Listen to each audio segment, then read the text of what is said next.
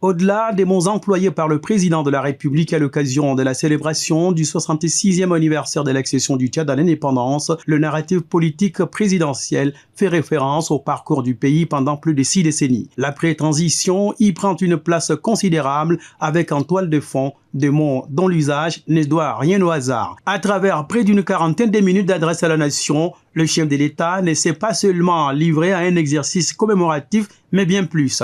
Il a donné essence à la période ouverte depuis la fin de la transition, tout en fixant les principaux repères de son mandat. Telle une matrice, la paix, la réconciliation, le dialogue politique et le développement y plongent leurs racines pour donner force à une république dont l'histoire contemporaine a été profondément marquée par des fragments politiques, militaires et communautaires imputables aux ambitions démentielles de certains Tchadiens. La quête de l'unité n'est donc pas ici une simple vertu rhétorique, mais une exigence qui incombe à l'ensemble des Tchadiens, quelle que soit par ailleurs leur place dans la République. L'unité est donc une obligation citoyenne. En des termes simples, sans unité, pas de paix durable, sans paix, pas de développement et sans développement, la souveraineté demeure inachevée. L'indépendance acquise le 11 août 1960 appartient à l'histoire certes, mais la souveraineté, elle, relève du présent qui doit s'inscrire dans une trajectoire impulsée par l'action afin de hisser le Tchad à un niveau de développement dont les fruits doivent constituer l'arc de solidification du Tchad à tous égards dans les concerts des nations. Dans le discours du chef de l'État, la paix a eu une portée significative car les faits relevant de l'absence de la paix ont des années durant été dommageables au Tchad plus que les conséquences de plusieurs épidémies réunies. C'est pourquoi la paix n'est pas une fin en soi, mais une condition préalable à la construction de l'État. La question de la paix au Tchad n'est plus posée uniquement sous le prisme de la stabilité politique,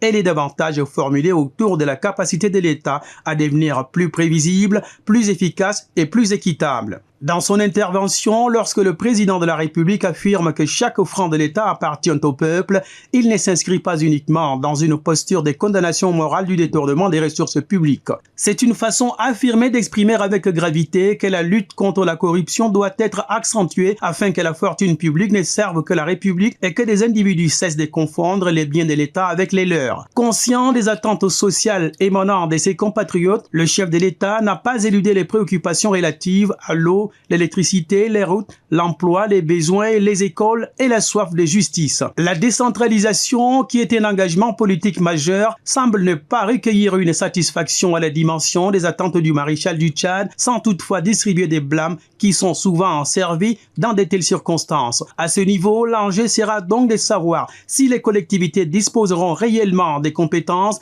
des ressources et de la capacité administrative nécessaires pour devenir des centres effectifs de décision et de développement. Sur le terrain purement économique, le discours présidentiel mentionne certes le pétrole comme un levier majeur, mais il ne doit pas constituer le seul horizon. C'est à ce stade que la diversification requiert une attention qui doit suggérer des perspectives à même de donner des possibilités élargies des ressources dont l'État en aura besoin pour réaliser des progrès tant attendus. La jeunesse est évoquée à juste dessein par le président de la République comme pour dire que ce vivier symbolise déjà une force productive actuelle et pour l'avenir du Tchad. L'annonce d'un acte de grâce présidentielle au profit de plusieurs compatriotes condamnés n'était pas seulement souhaitée, c'est peu de le dire, elle était plus qu'attendue. Cette annonce a servi une forte dose d'espoir aux probables bénéficiaires de la magnanimité présidentielle. Elle contribuera sans doute à décrisper un front politique assez constipé ces derniers temps. En politique comme dans d'autres domaines, il faut donc savoir attendre. Ainsi ira le Tchad porté par une atmosphère positive